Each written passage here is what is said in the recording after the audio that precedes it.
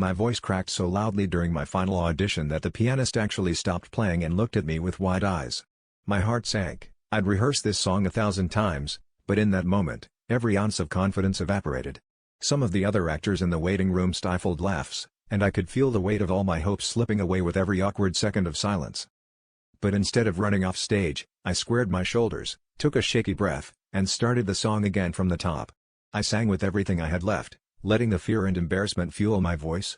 It wasn't perfect, not by a long shot, but I finished strong, holding my ground even when my hands were trembling. When I finished, the director just nodded and said, "Thank you," his expression impossible to read. I spent the next week replaying that disaster over and over, convinced I'd failed. But then, out of nowhere, I got the call. He wanted me for the part. Later, the director told me he saw something in the way I refused to give up. "Talent is important," he said, "but persistence is what gets you through opening night." That day, I learned that resilience is stronger than any mistake. Sometimes, it's not about being flawless, it's about rising after you fall, showing up with your scars, and daring to try again. If you're ever standing on your own metaphorical stage, don't let one disaster define you, because sometimes, persistence is the real audition.